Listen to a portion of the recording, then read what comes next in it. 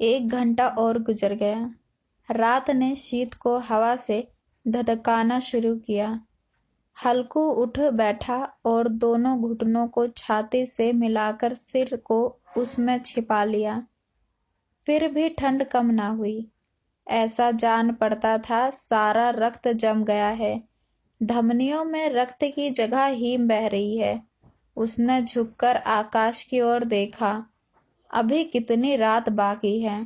सप्तऋषि अभी आकाश में आधे भी नहीं चढ़े, ऊपर आ जाएंगे तब कहीं सवेरा होगा। अभी पहर से ऊपर रात है।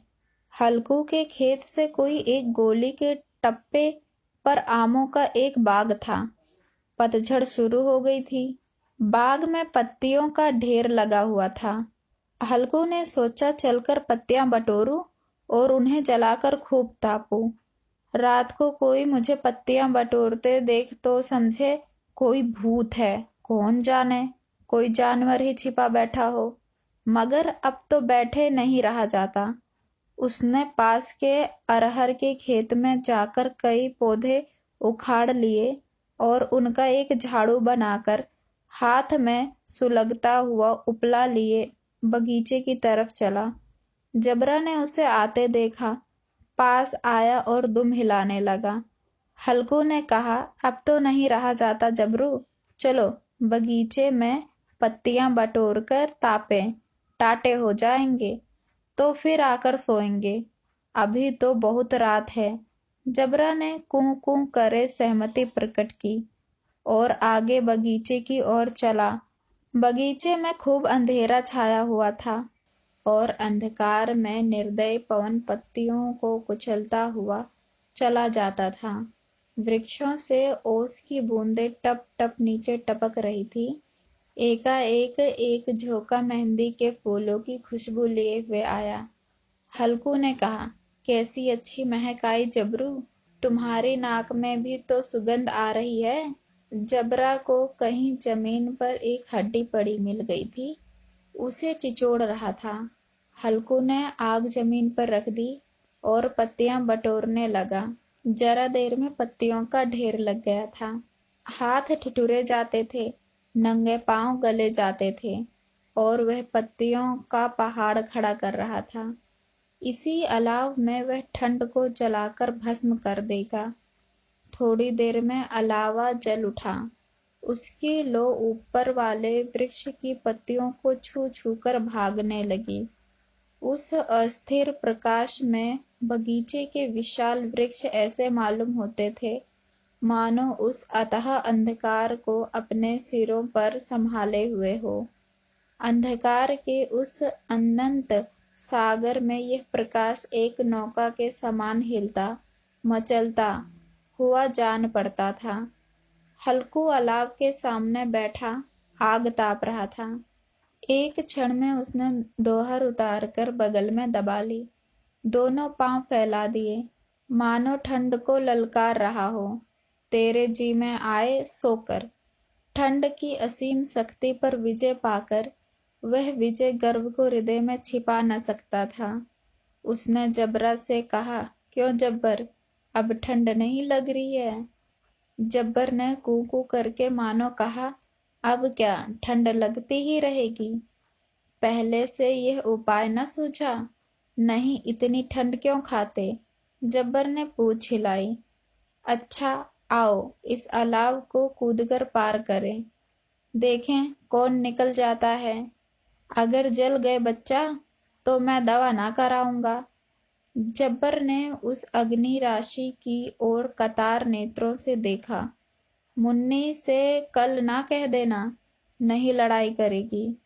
यह कहता हुआ वह उछला और उस अलाव के उस पार साफ निकल गया। पैरों में जरा लपट लगी, पर वह कोई बात ना थी। जबरा आग के गिर्द घूमकर उसके पास आ खड़ा हुआ। हल्कू ने कहा, चलो चलो, इसकी सही नहीं, ऊपर से कूद कर आओ। वह फिर कूदा और अलाव के इस पार आ गया। पत्तियां जर चुकी थीं। बगीचे में फिर अंधेरा छा गया था। राख के नीचे कुछ कुछ आग बाकी थी।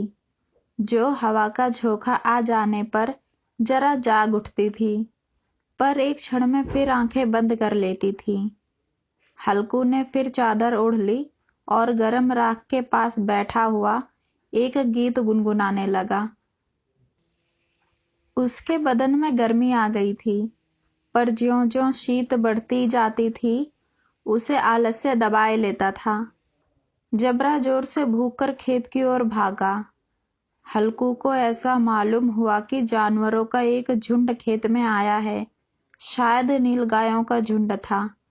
उनके कूदने दौड़ने की आवाजें साफ कान में आ रही थी। फिर ऐसा मालूम हुआ कि खेत में चर रही हैं। उनके चबाने की आवाज चर-चर सुनाई देने लगी। उसने दिल में कहा, नहीं, जबरा के होते कोई जानवर खेत में नहीं आ सकता। नोच ही डाले।